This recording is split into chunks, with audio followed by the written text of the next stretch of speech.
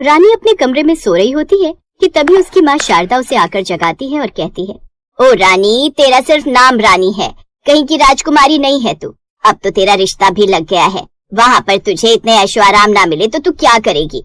रानी नींद में अपनी माँ की बात सुनकर चिढ़ जाती है और पलटकर जवाब देती है, माँ मुझे थोड़ा और सोने दो ना, वैसे भी 2 महीने के बाद मेरी शादी हो जाएगी, तब सास मेरे सर पर चढ़कर नाचेगी और आप अभी डांस कर रही हो। बेटी की ऐसी बातें सुनकर शारदा को गुस्सा आ जाता है और वो उसे डांटने लगती है। नींद के साथ साथ अपनी बात करने की तमीज भी भूल गई है क्या? शर्म नहीं है? कल को अपनी सास को भी ऐसे जवाब देगी? अभी की अभी उठ जा। रानी फिर भी उठने का नाम ही नहीं ले रही थी, जिसके बाद शारदा गुस्से में आकर एसी का फ्यूज नीचे करके चली जाती है। अब रानी को गर्मी की वजह से उठना पड़ता है। रानी अंगड़ाई लेते हुए उठती है और खुद से कहती है, यार माँ को पता है कि बिना एसी के मुझे नींद नहीं आती, तभी जानबूझकर एसी बंद करके चली गई। अब तो उठना ही पड़ेगा और कोई ऑप्शन ही नहीं है। अब रानी भारी मन से उठ जाती है। रानी को एसी की बहुत ज्यादा आदत थी। वो कभी अपने कमरे का एसी ऑन छोड़ दिया करती तो कभी रात रात भर हाई वोल्टेज पर एसी चलाकर सो जाया करती। रानी के घर वाले उसे जितना भी समझाते उसे कोई फर्क नहीं पड़ता। ऐसे ही 2 महीने बीत जाते हैं और उसकी शादी किशन नाम के लड़के से हो जाती है। रानी सुहाग रात पर अपने कमरे में बैठी हुई थी। वो चारों तरफ देखती है और वो कुछ सोच रही होती है कि तभी किशन वहाँ पर आ जाता है। लो रानी, आ गया तुम्हारा किशन कन्हैया। वैसे किसको ढूंढ रही थी? कहीं तुम्हारा भी कोई छुपा हुआ आशिक तो नहीं है ना?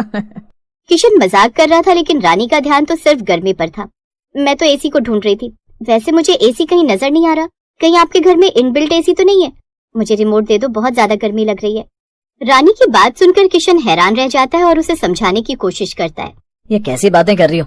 हमारे घर में एसी थोड़ी है, हम लोग तो ऐसे गुजारा कर लेते हैं। और मेरे प्यार की ठंडक में तुम्हें एसी की क्या जरूरत है बेबी?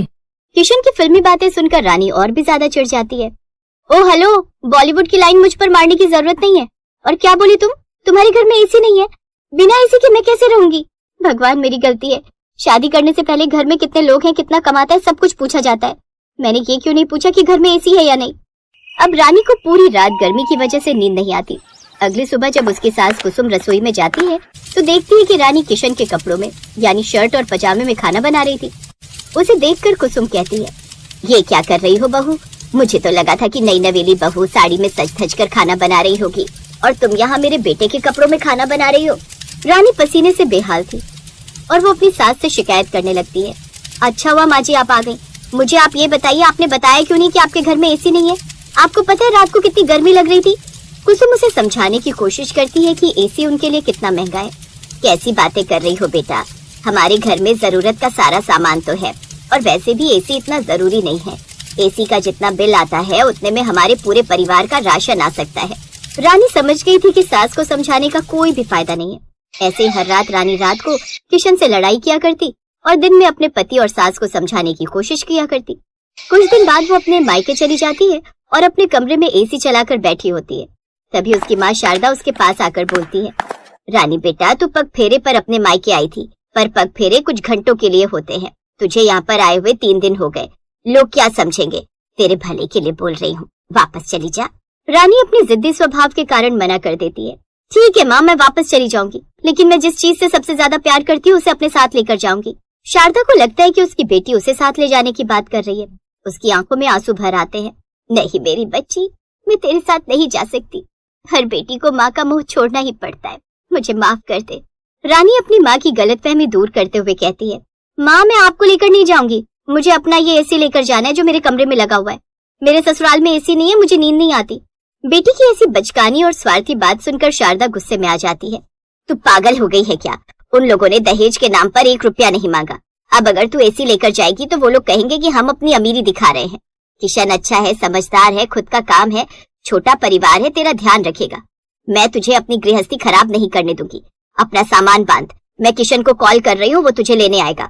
शारदा की डांट सुनकर अब रानी चुपचाप तैयार हो जाती है, लेकिन वो बहुत ज्यादा उदास होती है। वापस ससुराल आकर एक दिन किशन के ऑफिस जाने के बाद वो अखबार से खुद को हवा कर रही होती है। तभी उसे एक न्यूज पढ़ने को मिलती है। 12वीं कक्षा के स्कूल के छात्रों ने बनाया मिट्टी का एसी। रानी ये खबर पढ़कर बहुत खुश हो जाती है, जैसे उसे जीने की एक उम्मीद मिल गई हो।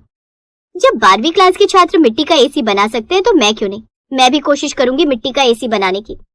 अब ऐसा ही होता है। रानी बहुत सारी मिट्टी लेकर आती है और घर के आंगन में गिरा देती है। उसे इतनी सारी मिट्टी के साथ देखकर कुसुम को लगता है कि वो चूल्हा बना रही है। क्या बात है रानी बेटा, नया मिट्टी का चूल्हा आंगन में बनाने वाली हो क्या? इतनी सारी मिट्टी लेकर आई हो, पर अच्छा है। वैसे भी मैं सोच रही थी कि आंगन में चूल्हा होगा तो सास बहू बातें करते करते खाना बना लिया करेंगे। रानी अपनी सास को अपना असली प्लान बताती है। नहीं माँ जी, ये मैं मिट्टी का चूल्हा बनाने के लिए मिट्टी लेकर नहीं आई हूँ, बल्कि मैं इस मिट्टी से एसी बनाऊंगी। आप बस देखते जाइए। कुसुम को रानी की बात पर यकीन नहीं होता और वो उसका मजाक उड़ाती है। कैसी बातें कर रही हो बेटा, मिट्टी से एसी कैसे बन सकता है? कुसुम भी वहीं कुर्सी लगाकर बैठ जाती है और अपनी बहू की हरकतों को देखने लगती है। थोड़ी ही देर में रानी मिट्टी के काम में लग जाती है और पूरी गंदी हो जाती है। आसपास की पड़ोसने भी अब भीड़ लगा लेती हैं। बार बार रानी कोशिश करती और हार जाती और उसे ये सब करते हुए देखकर पड़ोसने ताने मारने लगती हैं। ये देखो तो रानी बहू लगता है मायके से पागल होकर आई है, न जाने मिट्टी से कब से खेल रही है। अरे कुसुम, बहू लाने से पहले बहू का मानसिक संतुलन जांच लिया था ना। पहली बार किसी नई नवेली बहू को गर्मी में मिट्टी से खेलते हुए देख रहे हैं। अपनी बेइज्जती होते देख कुसुम रानी को रोकने की कोशिश करती है। देखो लोग कितनी तरह की बातें बना रहे हैं, उठ जा। लेकिन रानी हिम्मत नहीं हारती। थोड़ी देर में वो एक मिट्टी का ढांचा बनाकर तैयार कर देती है। उसने मिट्टी का एक बॉक्स जैसा बनाया था और उसके अंदर एक छोटा सा पंखा फिट किया था जो कि पानी की रफ्तार से चल रहा था। उसके अंदर उसने घास फूस और मिट्टी के टुकड़े भी डाले ताकि ठंडी हवा आए। रानी बेटा, अगर ये तूने सजाने की चीज बनाई होती तो बहुत अच्छी है, क्योंकि देखने में तो मिट्टी का एसी लग रहा है, लेकिन ये चलेगा नहीं। रानी आत्मविश्वास के साथ कहती है कि ये जरूर चलेगा। माँ जी, आप बस देखते जाइए, ये चलेगा और जरूर चलेगा, क्योंकि इसे मैंने बनाया है। रानी ने अपनी सास के कमरे में रखे हुए टेबल पंखे को उस मिट्टी के ढांचे के पीछे फिट कर दिया। उसके अंदर घास, पानी और बहुत सारी ठंडी चीजें भरी थी। वो जैसे ही प्लग लगाती है, संयोग से तब लाइट चली जाती है और वो नहीं चलता। तभी पहली पड़ोसन ने ताना मारा। लगता है कि हम ये एसी चलते हुए नहीं देख पाएंगे। लाइट नहीं आ रही है, वैसे भी अगर लाइट आ रही होती तो भी एसी चलता थोड़ी। अब सभी लोग वहां से जाने लगते हैं। तभी तुरंत लाइट आ जाती है। प्लग लगा हुआ था। जोर जोर से पंखा घूमता है और जादुई तरीके से ठंडी एसी जैसी हवा देने लगता है। ये देखकर हर कोई हैरान रह जाता है। पड़ोसियों के ताने बंद हो जाते हैं और कुसुम का मुंह तो आश्चर्य से खुला का खुला रह जाता है। रानी को खुद यकीन नहीं होता कि उसने क्या करिश्मा कर दिया। अरे रानी बहू, ये तो तुमने कमाल कर दिया। इस टेबल पंखे में से कितनी ज्यादा ठंडी हवा आ रही है। पड़ोसने भी अब उसकी तारीफ करने लगती हैं। बेटा, तुमने तो सच में मिट्टी का एसी बना दिया है। गर्मी में नई बहू ने मिट्टी का एसी बनाया, ये बात तो पूरे गांव में मशहूर हो जाएगी। रानी अपनी सफलता पर बहुत खुश होती है और सबको एक अच्छी सीख देती है। माँ जी, मुझे भी यकीन नहीं था कि मैं ये कर पाऊंगी, पर अगर आप कुछ भी करना चाहते हैं और कुछ भी हासिल करना चाहते हैं तो बस हमें कोशिश करनी चाहिए और हमारे अंदर उस काम को करने का जुनून होना चाहिए। वो काम खुद हो जाता है। जैसे मैंने ये मिट्टी का एसी बना दिया। अब रानी उसे उठाकर ड्राइंग रूम में लगा लेती है ताकि पूरा परिवार उस एसी का मजा ले सके। दिन के समय पड़ोस के बच्चे भी गर्मी से बचने के लिए उसके घर आ जाया करते और मात्र एक पंखे के बिजली बिल पर सबके लिए मिट्टी का एसी चला करता था। माँ, बहुत भूख लगी है, कुछ खाने को दो ना। अपनी बेटी की ये बात सुनकर रीना अपनी जेठानी ममता की तरफ देखती है। तभी जल्दी से गांव का एक लड़का भागते हुए वहां आता है। जल्दी चलिए भाभी, वो वहाँ पर महेश भैया बेहोश पड़े। वो सभी जल्दी से उस ओर जाते हैं। कंधे के सहारे उसे घर लेकर आती हैं। वो पानी के छींटे उसके मुंह पर मारती है। इससे कुछ देर बाद वो होश में आता है। शुक्र है आप होश में आ गए, मैं तो बहुत घबरा गई थी। भगवान का लाख लाख शुक्र है महेश, तुम ठीक हो। जब से ये गए हैं तब से किसी भी अनहोनी से डर लगता है। अगर आज नीरज जी हमारे साथ होते तो हमें ऐसे दिन बिल्कुल नहीं देखने पड़ते, लेकिन मैं उन्हें संतान सुख नहीं दे पाई और इसलिए वो मुझे छोड़कर दूसरी औरत के पास चले गए। अगर आज वो भी यहाँ होते तो महेश को यूं अकेले घर की सारी जिम्मेदारियां नहीं उठानी पड़ती। अब तो महेश की हालत भी ठीक नहीं लग रही। अब कुछ समझ नहीं आ रहा क्या करे। तभी कमला काकी वहाँ आती हैं। महेश की तबीयत ठीक है ना बहू? सुना था उसकी तबीयत खराब हो गई है, अब कैसा है वो? जी अब थोड़ी ठीक है। अच्छा रीना, अब महेश की तबीयत खराब है तो तू तो आने से रही, इसलिए क्या मैं ममता को अपने साथ ले चलूं? लेकिन कहाँ काकी? मेरे घर कुछ 4-5 मेहमान आ रहे हैं और वो लोग सादा खाना ही खाते हैं, लेकिन मुझसे काम हो नहीं पाता। मतलब कि मैं ज्यादा देर तक चूल्हे पर खाना नहीं बना सकती। मेरी बहू भी मायके गई है तो सोच रही हूँ तुझे अपने साथ ले चलूं राजमा चावल बनाने के लिए। वैसे भी तू बहुत ही अच्छे राजमा चावल बना लेती है। लेकिन इस वक्त आपको तो घर के हालात पता ही हैं। सब जानती हूँ, इसलिए कह रही हूँ। तो इस काम के पैसे ले लेना, इससे तुझे भी थोड़ी कमाई हो जाएगी और मेरी भी मदद हो जाएगी। फिर कमला के साथ ममता चली जाती है। कुछ देर बाद वो काकी के घर में राजमा चावल बनाकर तैयार कर देती है। काकी कुछ राजमा चावल उसके लिए भी बांध देती है। ममता घर आकर वो राजमा चावल निधि को खिला देती है। शाम को काकी उसके घर आती है और पैसे देते हुए कहती है, ये ले तेरी मेहनत के पैसे। लेकिन काकी इसकी क्या जरूरत थी? मैंने आपके घर में खाना बनाया, उसके बदले में आपने मुझे राजमा चावल बनाकर दे दिए। फिर ये तूने मेहनत की है तो तुझे तेरी मेहनताना तो देना ही पड़ेगा ना। चल अब चुपचाप रख ले।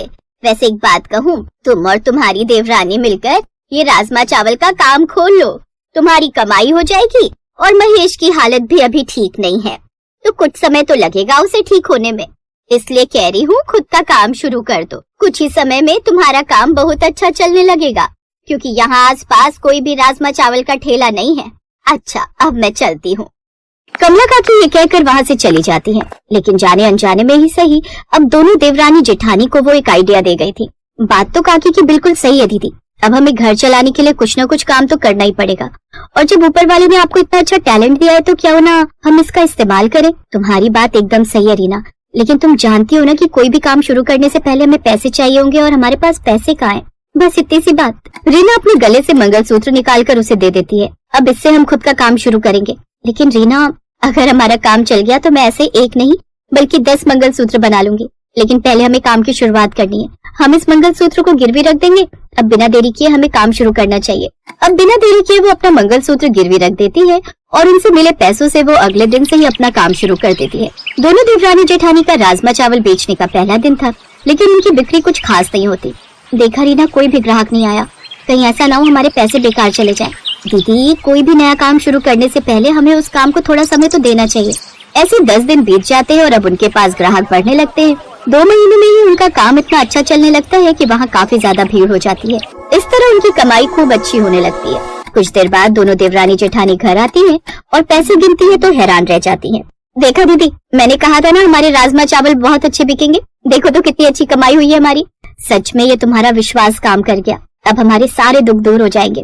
अब दोनों देवरानी जेठानी इसी तरह राजमा चावल के काम को और भी ज्यादा बढ़ाती है और अच्छे खासे पैसे कमाती हैं और महेश का इलाज भी अच्छी जगह करवाती हैं। अब वो भी पूरी तरह ठीक हो जाता है और उनके साथ उस काम को और भी बुलंदियों पर ले जाता है। और फिर एक रोज, मुझे माफ कर दो ममता, जो मैं तुम्हें छोड़कर चला गया। इसकी सजा भगवान ने मुझे दे दी। इस बच्चे को बिन माँ का छोड़कर वो हमेशा के लिए खुद भगवान के पास चली गई। मैंने जिस औरत से शादी की थी ये उसका और मेरा बच्चा है, लेकिन कुछ दिन पहले कुछ कॉम्प्लिकेशन होने के कारण उसकी मौत हो गई और अब ये साल भर का बच्चा बिन माँ का रह गया।